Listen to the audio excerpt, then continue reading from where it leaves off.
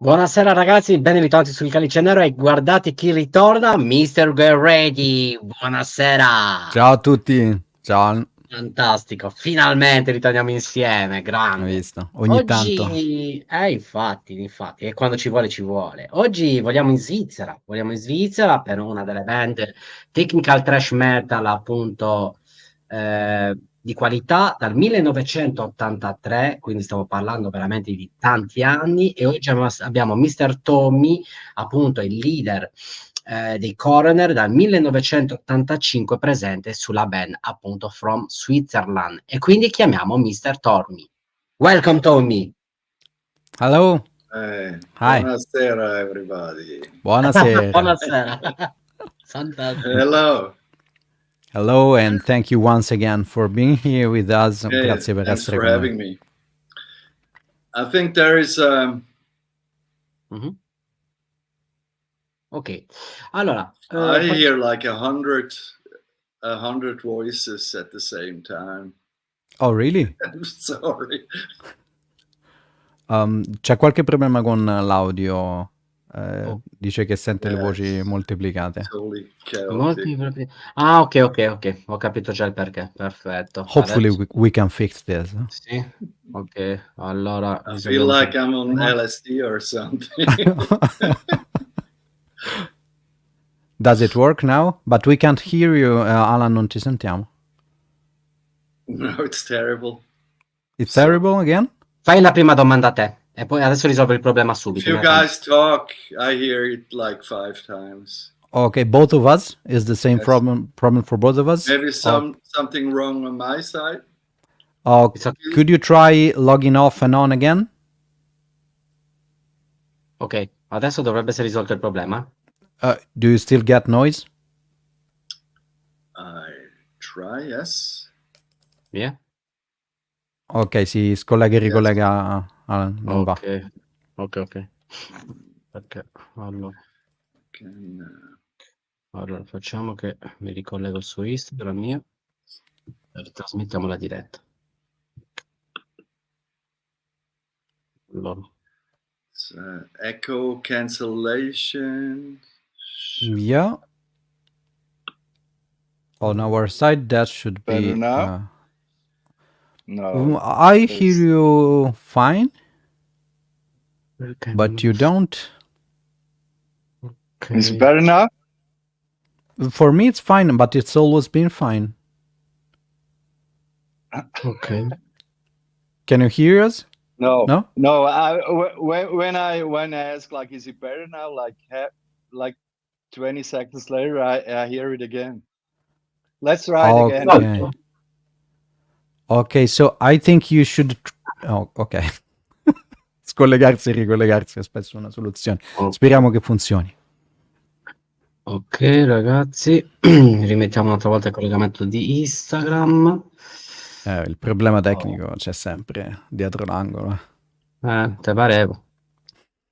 Sì, che poi dietro le quinte funziona tutto perfettamente. Poi appena... Sì. Allora, facciamo che terminiamo da Instagram e ripartiamo tutto da zero. Vediamo ragazzi, quindi aspettate un secondo, abbiate un attimino di pazienza, stiamo ristabilendo il tutto. Purtroppo succedono queste cose, ahimè succedono. Quindi allora, vediamo un pochettino di ristabilire il tutto. Get ready. Oui. Cosa mi racconti di bello, nel senso, ok? Abbiamo ristabilito, forse ragazzi? Vediamo un attimino, eccolo qua. Tommy? Vediamo. Can you hear us? Is it fine? I think now it's great. Wow. Okay, yes, so it was an easy fix. Huh? Sorry. Okay. I don't know. Great. No problem. That happens. Ok, perfetto. Quite frequently, anyway. So no problem. Purtroppo succedono queste cose. Yeah, not your fault. It's StreamYard that makes funny stuff sometimes. That was kind of a shitty start, though, but shit happens. Ok, allora, Mr. Tommy, adesso invece di fare la domanda della presentazione che la lascio a Guerrieri della band, io voglio partire con un'altra domanda. Se invece di un musicista ti trasformi in un pittore, tu, pittore, con un pennello particolarmente sottile, come riusciresti a creare un'arte astratta, quasi illuminaria verso i Coroner? That's it. Was quite simple for your standards, right? So I'll try to translate. So this first question is not the usual starting question. So I will ask you later about band history and that stuff. Okay. But what Il Cattivo Maestro was asking is that if you weren't a musician actually, but you were a painter and you had to paint your art, and would you create such art, and how could you translate what you're doing with, or have done and will do with Corner, into some different kind of art? So I'm really bad with painting, so that's not an option. I would make wine, I guess. And That's an art. I think winemaking is an art, because there's so much very good wine and there's way more shitty wine as well. So yeah, making good wine is art. That would be a great option. So, per i nostri ascoltatori in italiano, è un pessimo disegnatore, quindi pensa che la sua arte non si esprimerebbe in quel modo, ma l'arte con cui si esprimerebbe sarebbe il vino, il winemaking, quindi il produrre il vino, che ritiene una forma d'arte a sé stante. Quindi. A te la prossima domanda. Ok, so just chiederò semplicemente di dirci qualcosa sul trascorso molto brevemente, anche se sono quasi 40 anni, anzi 40 anni. Okay, so just to start with something more usual for an interview, if you could, of course, not give us all the history of your band, since it's like, what, 40 years or something like that? But I know that sounds bad. That's really bad.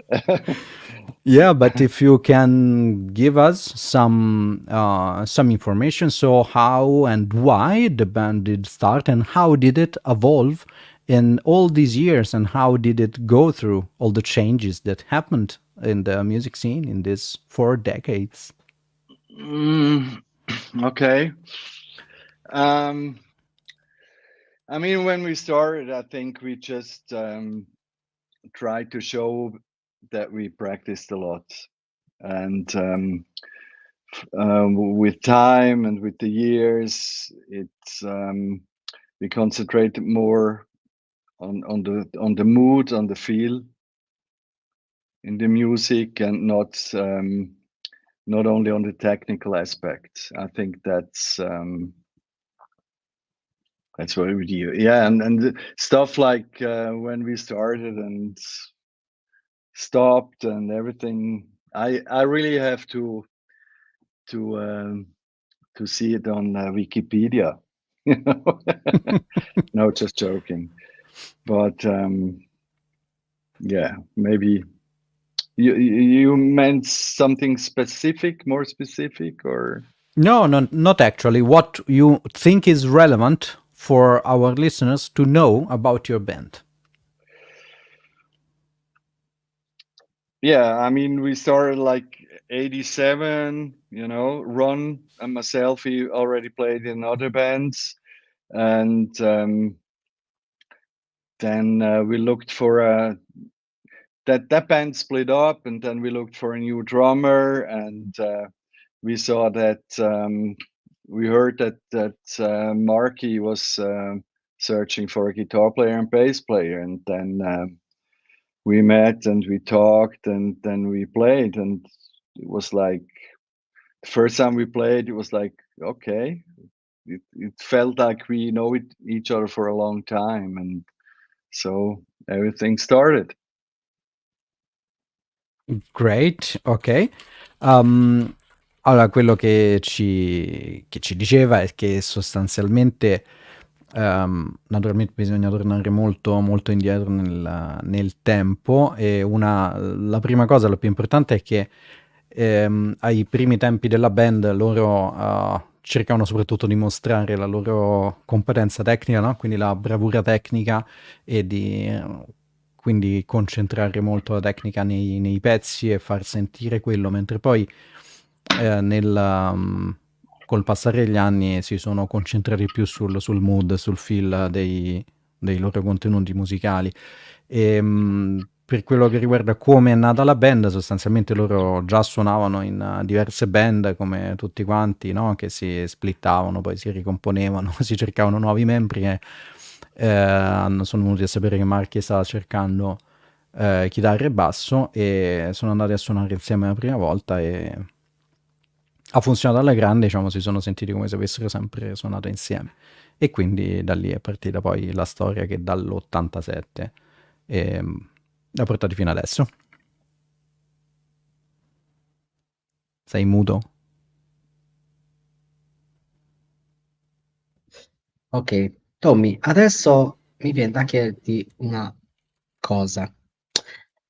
Devi chiudere gli occhi e devi immaginare che tu sei un produttore di una pellicola, portando oscurità, portando una via di speranza verso l'ascoltatore, ma allo stesso tempo questo film dovrebbe avere degli spunti retro, quindi degli anni '80, in chiave bianco e nero, senza l'aiuto della tecnologia.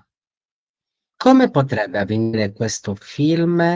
E usando 3 colori per scrivere il titolo del film. I colori sarebbero il verde, il giallo e il fucsia. Wow. Okay, this is one of the strange ones. I try to make sense of this. Okay. Okay, so I'll try. Okay, I'll try. Imagine you are a movie producer, okay? And you're gonna produce a movie that is both dark and hopeful, and is like sort of black and white movie, and you need to convey the mood or feelings of what you do with the music with such movie. And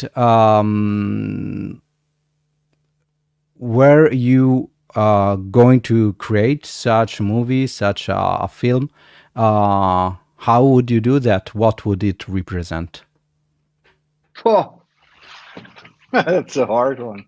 I don't know. Yeah, it was harder, actually. I tried to make it simpler. So if I knew that answer, I probably would do movies, you know? No idea. You know? Music is my language and not music. I mean, I love movies, but I don't know. That's too hard. I don't know. I understand, because it would be difficult, actually. Si arrende su questa domanda. Sostanzialmente ci dice, nonostante sia un grande amante dei film, il suo linguaggio è la musica, e quindi probabilmente non potrebbe fare niente del genere con un film, forse con 2, però è qualcosa che non concepisce così. È un musicista e non riesce a come dire, immaginarsi in un altro ruolo. Certo. E se invece la descrivo la musica dei Coroner come se fosse un film di Hitchcock buttato negli anni 40, negli anni 50, e dando quei riverberi verso l'ascoltatore, dando un qualcosa di artistico che quasi va a far impallidire un certo Van Gogh. Cosa ne dici di questa descrizione per descrivere l'arte dei Coroner? Ah, ok, pensavo fosse una domanda. No. Ok, so Il Cattivo Maestro was telling us that his impression of Coroner's music is something like some sort of Hitchcock movie, so something that's black and white in the 40s and 50s, but that does have some weirdness, some craziness that could be of kind of Van Gogh influence, and so that could be some kind of weird mix of Hitchcock movies with Van Gogh's aesthetics, but in black and white. Yes, that could fit very, very well. Yes, agree. Ah, vedi, Ok, potrebbe andare bene. perfetto. A te la prossima domanda, vai. Okay, so yeah, I would go with a question I always love to ask. Il chiedere delle influenze strane al di fuori della scena. That's something I always love to ask to the bands here, because something really fun always happens and comes out. I'd like to ask you what kind of influences you have in your writing, but let's stay out of the metal scene. If you do have something completely outside, the more outside, maybe the better. We really had a lot of interesting point of views, a lot of metal musicians that listened, for example, from reggae to classical. Classical is quite standard, actually. It's more Yeah, often. it is. But and a lot of stuff. So yeah, I'd like to know what are your major influences outside of the metal scene. Yeah. Most of our influences, or my influence, are anyway outside of metal. I listen to a lot. I love jazz and pop and everything, and have some. There are so many good musicians, like guitar players. Would be like Alan Holdsworth is maybe one of the best. Jeff Beck, of course, I love. Even like, if you listen to some stuff closely, we did, you can hear what time it is. Like on Grin, you hear a little bit like industrial techno. There was this really huge techno wave in Switzerland at the time, and I mean everything there is outside influences me. Metal bands. Great. I'm not sure. I mean, sure, I listen. I still listen to metal. I listen to metal all the time, but not the whole day. Okay. So most of your listening is currently outside of the metal genre. No, currently it was No? like that in the past as well. Yes. Okay. Yes. Yeah, Great. bands like Emerson, Lake and Palmer and stuff like that. It's yeah. But I like metal That's as interesting. well, of course. Of course. The It's fun thing is that metal is so wide that most of the time we get musicians that have all kinds of influences and listen to whatever, just it sounds Hopefully, great. And yeah, it keeps the scene and the genre growing, because bringing influences from outside is actually it's very important. it's important. It's growing and gives new elements to it. Yeah. Ok, quindi effettivamente da sempre più un ascoltatore di altro che di metal. I suoi ascolti principalmente sono jazz, pop, e ci nomina i chitarristi più diciamo anche tra i più noti, Alan Holdsworth, Jeff Beck, ma anche altre influenze come quelle che ci sono state negli anni in Svizzera, come influenze industrial, techno, o band diciamo classici come Emerson, Lake and Palmer. Il grosso di quello che ascolta sostanzialmente non è metal, quindi il grosso delle influenze non sono metal, anche se sente abitualmente metal, e a questo punto gli chiederei quale, perché sono curioso di sapere se è storico o anche contemporaneo. What about your current listenings in the metal scene? Okay, now let's be in the metal scene. Are you more a guy that listens to the classics or something, let's say, or modern stuff? Yesterday I listened to the new Avenged Sevenfold album, which I think is really interesting. Okay. It's Okay. these guys really think outside of the box, and there's a lot of good bands. I like Opeth. I think Okay. Opeth is one of the best.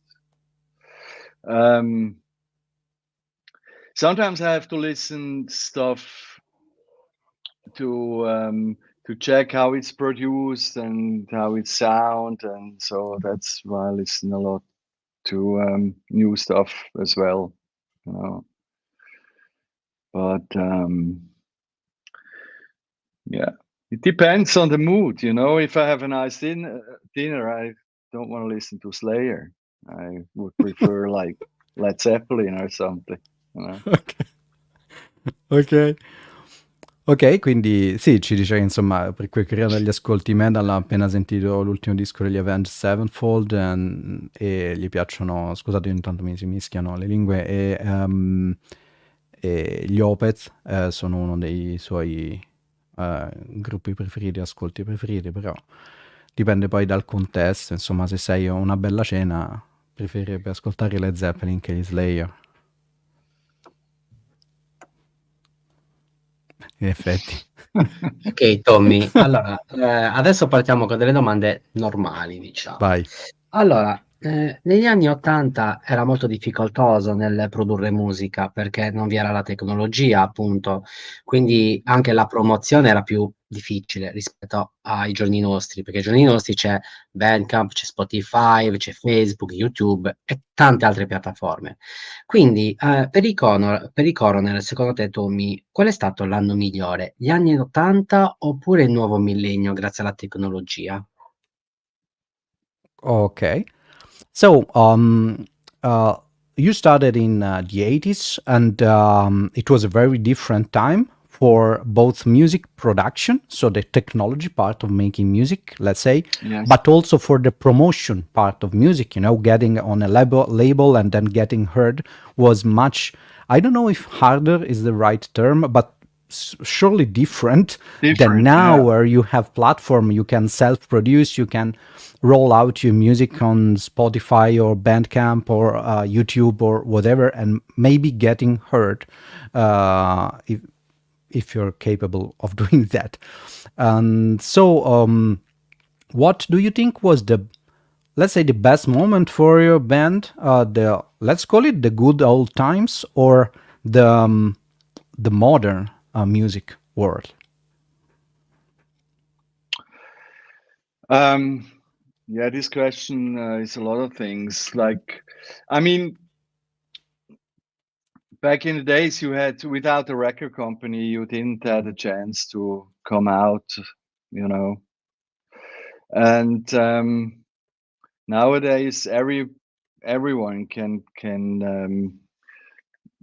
be heard, you know, which is a good thing and a bad thing at the same time, because there is so much stuff. I mean, for me, if I look for new music, you know, it's really hard to find the jewels in that jungle. It's really hard. Yeah, that's maybe the main thing. But in the past, maybe it was a problem. It had to go through record companies, and maybe there were a lot of good bands that didn't fit at the moment, and they're maybe still unheard, and that's a shame. So it's good and bad at the same time, I think. Ok. Allora, diciamo che nel passato se non avevi una record company, una label, non avevi alcuna possibilità di essere sentito, non producevi, nessuno ti produceva il disco, non si produceva normalmente i dischi da soli, mentre adesso chiunque ha la possibilità di fare un album e essere ascoltato da qualcuno. E questo è bene e male allo stesso tempo. Anche perché, per esempio, adesso c'è così tanta roba che esce, lui dice ho difficoltà se voglio cercare nuova musica, a trovare, a distinguere quelle che sono le gemme da tutto il resto, no? Dal rumore di fondo, no? Che questa facilità di produzione ha, ha portato. E, certo c'è anche da dire che con il fatto che nel passato dovevi passare da un'etichetta, e c'erano anche tante band eccellenti che però diciamo non rispondevano a quelli che erano i criteri di quel momento magari dell'etichetta, no? E che quindi non venivano ascoltate, non venivano prodotte, non potevano esprimersi, e quindi qualcosa si è perso anche lì, quindi insomma good and bad. Perfetto. A te la prossima domanda, get ready. Ok, gli chiederò un po' sulla parte invece tecnologica, di cosa pensa diciamo delle nuove metodologie e possibilità che ci danno gli strumenti moderni. Okay, so I'd like to roll on these type of questions, and I'd like to ask you about recording, actually. So, you know, the latest, not latest, but at least 10 years from now, or maybe more, we now have huge editing possibilities and Yes. a huge availability of technology that gives us the chance to produce sound even at home, you know, and Yes. this is allowing to create much more polished records and maybe even micro editings and stuff that can really make things on an album much different than they were when they were in your hands. And so I'd like to ask you, what is your point of view on all of this? For example, when you hear a new band and you hear that, for example, the drum is deeply, deeply edited and replaced with samples, do you get that as like, I don't know, betrayal of the art, or it's just a tool? How do you live this scenario? I don't think it's betrayal at all. It's all about the sound aesthetic, and if a music or a song or a sound needs that precision, you know, it's I mean, if you listen to this, I call it YouTube metal. There is a lot of great like guitar players. They play amazing, and everything is edited, and everything is just plugins and drum samples, and it's a new sound aesthetic. You know, it's just different. It's I like that as well. It's I needed some time to get into it. I mean, here in the studio, I have all guitar amps, a lot of guitar amps, speakers, microphones, everything. But sometimes I use a plugin when the music demands this more artificial sounds. You know, it's not better or worse. It's just different. It's just colors. You know. Ok. Ok. Ok, quindi ha una visione molto equilibrata sull'argomento. Si tratta di quello che è l'estetica del suono che si cerca. Se c'è bisogno di avere un suono molto, molto preciso, molto editato, per quello che lui chiama YouTube metal, no? Quindi tutte queste chitarristi o comunque band che si vedono molto su YouTube hanno bisogno di questo suono molto editato, con molti sample, campionamenti, eccetera. Allora, se è quello che serve, bene. Va bene per quello, ci ha messo un po' ad abituarsi a questa estetica, però si tratta di sfruttare questi, diciamo, i giusti colori da usare quando quella specifica musica ne ha bisogno. In studio ha sia ancora naturalmente amplificatori e microfoni, quindi registra anche in analogico, diciamo con una fonte analogica come si faceva, ma anche quando serve con dei plugin, quindi Non c'è un bene o un male, ma c'è utilizzare quello che serve quando serve per lo scopo finale che si è deciso. Adesso Tommy deve creare un album solista. L'album solista deve essere con Vinny Colaiuta dietro le pelli e con un'orchestra, con un'orchestra dove c'è un violino, dove c'è un sassofono, dove c'è un pianoforte e stop, senza l'aiuto del basso, senza l'aiuto della voce, quindi tutta in chiave strumentale. Secondo te che tipo di jazz, che tipo di parte classica potrebbe uscire al di fuori dei Coroner, quindi un album totalmente solista, visto che ci stava parlando anche di musica che ascoltava fuori, all'esterno del Ok, metal esterno. ok, ok. Okay, so guess this scenario I'm where afraid already. oh you should be. Così lo spaventi? That's right. No, it's not that bad actually. Come on. So guess that you have to record a solo album, okay, an instrumental solo album, but it's some sort of really weird album where you have Vinicola Yuta and an orchestra. Okay. Okay, so what? No bass guitar, just these instruments. Okay, so what do you think would come out? How do you imagine such music? I don't know. I would have to try to keep up with Vini. I mean, Vini Colaiuta is like the best drummer in the world. So, I'm not sure if he will play with me. I don't know. I would have to think about that. Bass is not a problem because in orchestra there is bass instruments, no problem. It could work. I think it's not that difficult. With that drummer, it's not difficult at all. I think. Yeah, maybe wherever you put him, something good will come out. Yeah, that would be interesting.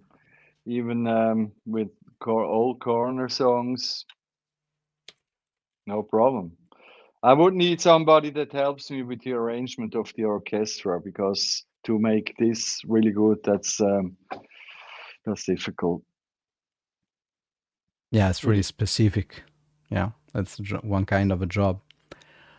Ok, allora dice che il prodotto sarebbe interessante, anche se il primo scoglio è il fatto che non sa se Vinny suonerebbe con lui, però visto l'entità del personaggio, però ma immagino di sì. E il progetto sarebbe interessante, diciamo, la mancanza del basso non lo preoccupa perché no, i bassi li puoi sostituire con qualcos'altro quando hai un'orchestra a disposizione. E sarebbe interessante, sicuramente, cioè pensa che probabilmente verrebbe anche bene, potrebbe non essere così strano. Avrebbe però bisogno di qualcuno per gli arrangiamenti dell'orchestra, perché non è il suo, diciamo. Però effettivamente potrebbe funzionare. Vai, Goredi, tocca a te. Okay. Okay, now I'll go back to Coroner now and gli chiederò sul processo compositivo. Okay. And I'd like to ask you, what does your, let's say, writing process look like? Are you the kind of band that goes and rehearses for a long time until, let's say, a song comes out? Or is it the kind of band where somebody comes in with one track almost finished and then just polished and then recorded? Or how does it work? Let's say it's more of a collective effort or not. So how do you write, actually? We tried like everything, even for the upcoming album. We tried everything, but it always starts with some idea, with a riff or like verse riff, pre-chorus riff, chorus riff, and then we try to find the drum beat and the bass line together. Sometimes I do everything at home by myself, like programming. It's very easy nowadays. But then we changed it together. Then Diego comes in, and actually most of the time we did writing sessions where I had ideas and Diego had like MIDI drums, because it's easy. It's it's like recording drums. It's if you're not in the studio, it sounds shitty all the time. So with MIDI drums, that worked really great. You can change the tempo, you can change some hits and beats, and most of the time we work like that. And when we have this foundation, like the beat and all the riffs, then we come together and practice and change everything again most of the time. Ok, allora diciamo che generalmente quando devono scrivere un pezzo si parte da una singola idea, un riff che può essere un riff per un chorus o pre-chorus o quello che è, e dopodiché cercano il corretto beat di batteria o la linea di basso insieme. Altre volte invece fa tutto lui da solo a casa, diciamo adesso no, è comodo da fare, si può fare al computer per avere un pre-prodotto da presentare al resto del gruppo. E generalmente per questi appunto prototipi, chiamiamolo così, utilizzano la batteria in MIDI per comodità di modifica, di cambi, tempi, eccetera eccetera. E una volta che hanno assemblato il tutto, diciamo, si mettono insieme a provare a suonare e ovviamente cambiano tutto di nuovo. Ok, adesso Mr. Tommy mi deve descrivere una cosa. Ti devi trasformare in 3 animali diversi. Questi 3 animali diversi devono essere introdotti in 3 track diverse, quindi in 3 dischi diversi dei Coroner, e mi deve descrivere come la chitarra riesce ad avere quella fluidità e riesce a rapire allo stesso tempo i neuroni dell'ascoltatore. Ok. Don't look at me with you look afraid. I am. You are. You should be. C'è la grande, Oh, taglio. Okay, so guess that you're gonna write 3 songs, and those 3 songs do represent 3 different animals, right? And you need to write the guitars to convey the let's say the nature and the wildness of such animals of your choice. How would you think, or how would you do that? How would you convey such stuff? And which animals would this be?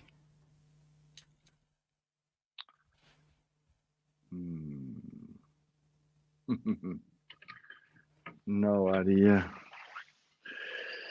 Maybe, I don't know, I can imagine like a hunting situation, like a bear hunts whatever, and I would start maybe with the tempo, with the breathing from the animal. That would be the tempo of the song. Maybe it starts slow and stuff like that. I don't know. Good question. I never thought about that. That's why these questions are made here. It's inspiration, actually. Yeah, it With your is. next album, you will have 3 animal tracks. Maybe for the next album, we just need 5 years instead of 7. Yeah, because of this hint. Yeah, right.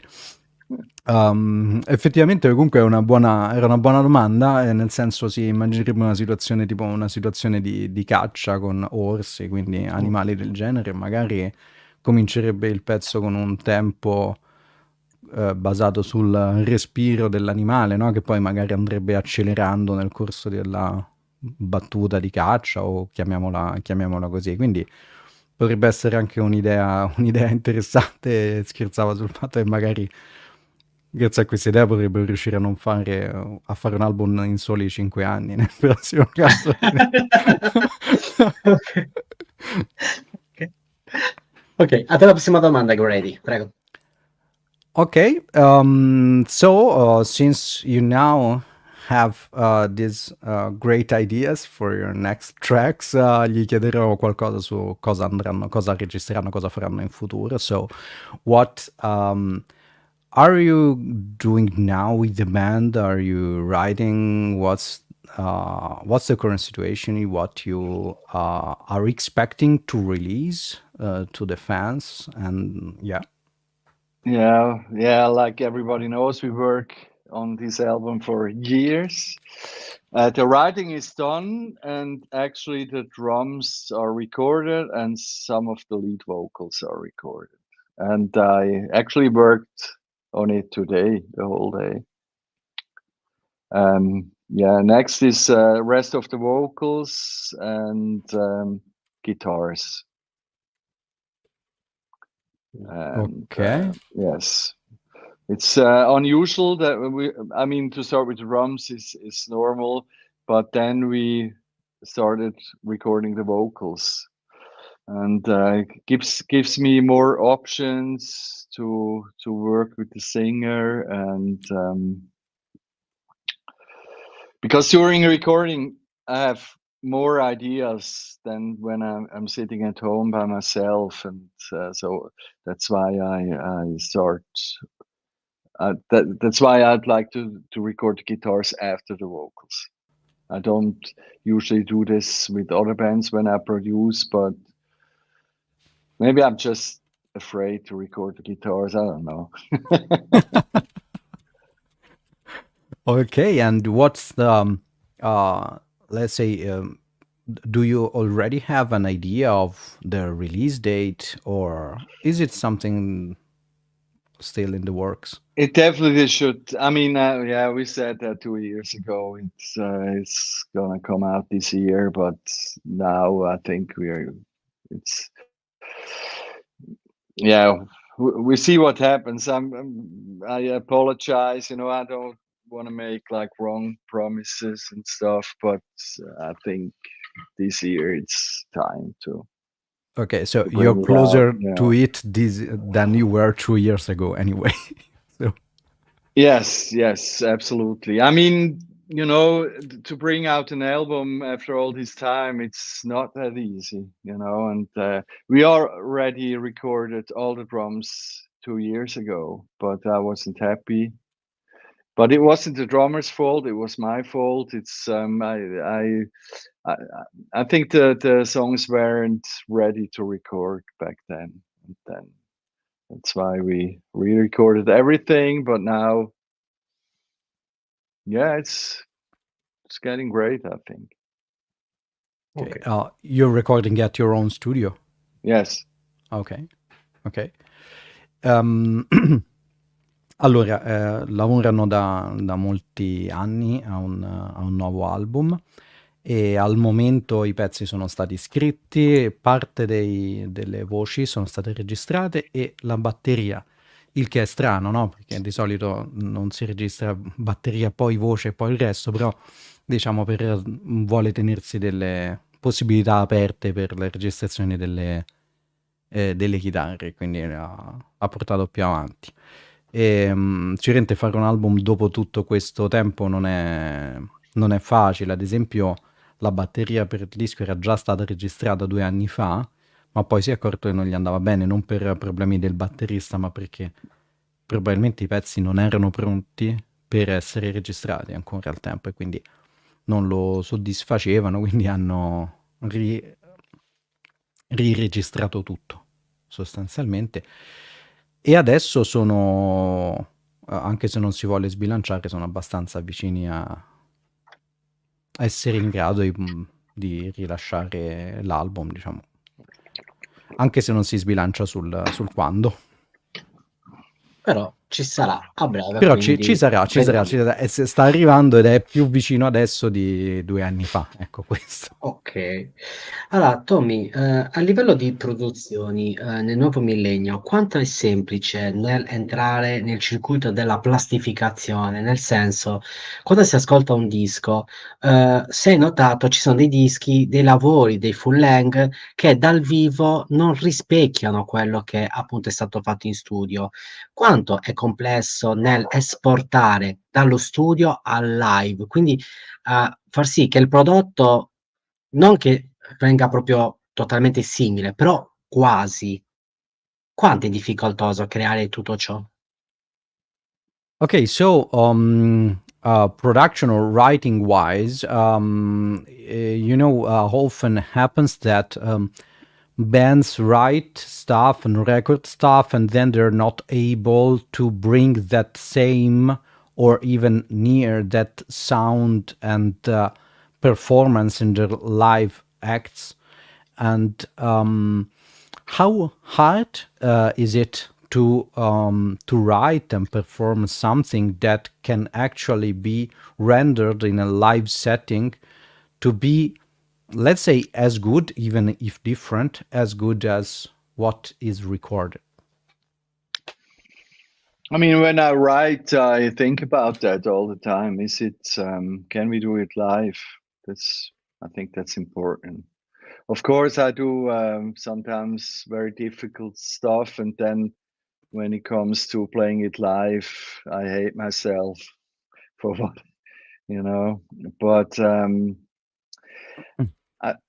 of course, in the studio, I double the guitars, but live it's loud, and if I have harmonies, I try to do it with an effect pedal. And if we use samples, we have Daniel on stage who plays the samples. We never would bring something from tape or so I think it should be possible. And I even in the production, sometimes when I play the solo, I get rid of the rhythm guitar underneath. But sometimes I think it's better. But live, I don't think it's a problem when just the bass is underneath the solo. I think it's not that it's not a tragedy, you know. And I try to avoid stuff that's not working live. Okay, so it starts from the writing. Yes. We always keep that in mind that we have to reproduce that live. So yeah, wouldn't make sense for me. Ok, that's clear. Allora, diciamo che quando scrive i pezzi già comincia a pensarli in quest'ottica, cioè cioè riusciamo a suonarli live. Capita a volte che scrive qualcosa di veramente difficile e poi quando deve farlo live si odia. E naturalmente in studio tu raddoppi le tracce di chitarra, però di contro quando sei live, no, hai il volume che ti aiuta, e se hai delle armonizzazioni le puoi fare con dei pedali. Se ci sono dei sample, per esempio, possono essere fatti partire, lanciati in live durante la performance, ma non suonano comunque diciamo, con le basi ovviamente già pronte a tempo sotto. Dovrebbe essere possibile, cioè quando si scrive un pezzo, farlo in modo che sia suonabile e rendibile, che possa essere reso live in modo sensato. Ad esempio quando registra su disco, di solito sotto un solo c'è una seconda chitarra. Live spesso c'è solo il basso e funziona uguale, quindi diciamo senza grossi problemi, ecco. Però parte tutto dalla scrittura, cioè si scrive facendo in modo che sia qualcosa di rendibile live. Ok, facciamo le ultime 2 domande, a te la penultima e poi io chiudo. Vai, prego. Ok, quindi tu chiudi Vediamo un po'. con la domanda standard. Mhm. Okay, so we just have a couple more questions, then we'll be finished with the interview. And I'd like to ask you how, since you're in the scene from a lot of time, how did you feel the scene, the metal scene has changed? I mean, from the inside, okay, for who's not within it, what are the main things that really changed within the metal scene, and what are the main differences? You then and mean now? from the 90s to Yeah, to now. nowadays? Yeah, to nowadays. Yeah, like we talked before about the production, you know, the sound changed a lot, I think. And yeah, I don't know. Did it change that much besides the sound? I'm not sure. Sometimes I still hear the same riffs like 20 years ago.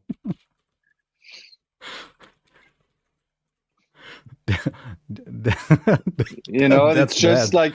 like styles. It's really hard, you know. There's only 12 notes in the system, and you know, to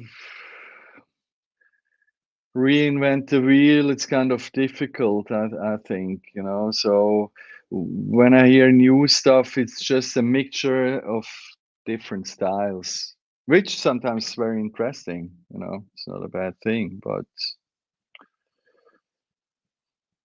I'm not sure if it that changed that much. And what about the attitude of the bands? Is it different? Do you feel it's different? No. No? No. I mean, I work every day with different musicians, and they're all nice people, you know. The better the band, the nicer the people. That's what I experienced. That's a great take on Yeah. it. Yeah. Ok, quindi al di là del discorso della produzione, no, e dei suoni di cui abbiamo già parlato, secondo lui la scena non è in fondo cambiata molto, cioè continua a sentire gli stessi riff che sentivamo 20 anni fa, però in un certo senso non si può reinventare tutto, le note sono sempre quelle, alla fine ciò che c'è di nuovo è forse solo un mix di cose che già c'erano, di stili differenti, no? Quindi dal punto di vista musicale non pensa sia cambiato molto. E gli ho chiesto anche dal punto di vista dell'attitudine delle band, no? Del loro modo di essere. E secondo lui anche lì non è poi cambiato tanto. Anche il fatto che migliore è la band, migliore generalmente è la gente che ne fa parte. Quindi questo è molto, molto divertente come dichiarazione, mi piace parecchio. Concordo. Questa. L'ultima domanda, prima di ringraziare naturalmente Mr. Tommy per la sua disponibilità, veramente è stato un onore immenso, Tommy, con i tuoi Coroner, quindi ti auguriamo il meglio sia nella vita privata che nella vita artistica, veramente grazie di cuore. L'ultima domanda è questa.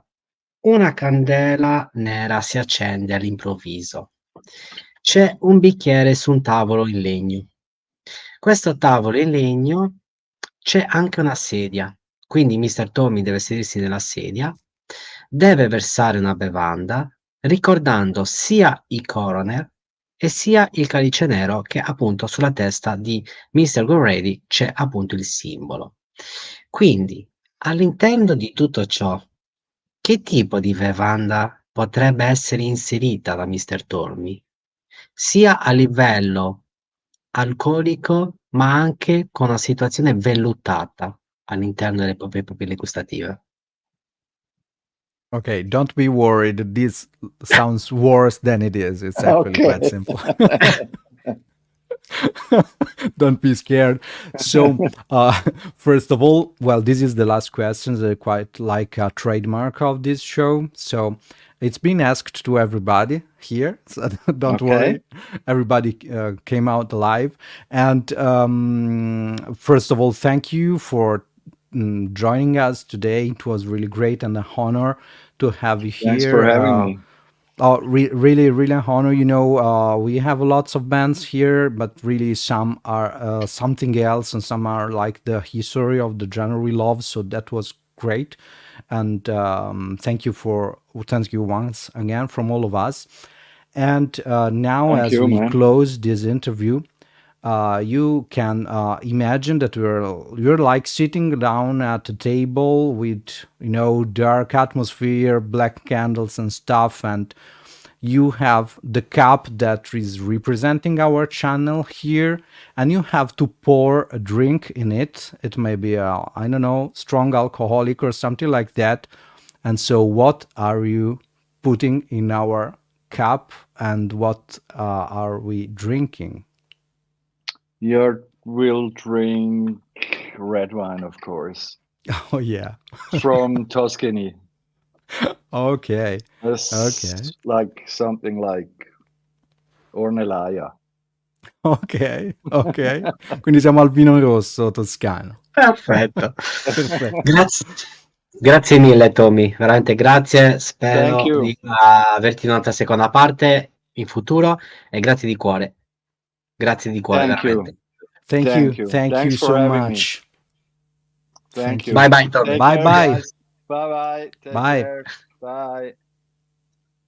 Ok ragazzi, anche oggi è andata, ho messo un po' in difficoltà Mr. Tommy, alcune domande all'appunto psichiatriche, infatti è ritornato un po' a retromarcia. Noi abbiamo cercato di mettere la marcia in avanti, invece era sempre in retromarcia, però anche questo è il bello delle interviste. No, Gherri? Assolutamente, assolutamente. Insomma, cioè, qualcuno non sono facili, non sono sempre facili, quindi ti assicuro che anche da portarle all'intervistato non è così semplice. Però insomma, dai, facciamo del nostro meglio. Insomma, no, comunque è stato, cioè, Sì, un personaggio che simpaticissimo. è stato veramente, veramente bello poter intervistare. Infatti sono molto Simpaticissimo. contento. Sì. Saluto eterno, un abbraccio grandissimo, veramente, poi ne sentirete parlare di questa ragazza sul canale, ma non vi dico niente. Allora ragazzi, noi ci vediamo dalle 21 alle 22, non vi dico la band perché dovete seguire la puntata, se no se ve la dico poi non lo seguite. Ma può darsi che ci mandate tutti lo stesso a fanculo, ma quello non succede nulla. Sono appunto i problemi del mestiere, non so di che cosa, di mestiere, però vabbè. Comunque ragazzi, il grande spettacolo continua e non si fermerà mai, il sacco codice 000, la morte vi renderà liberi. Au revoir.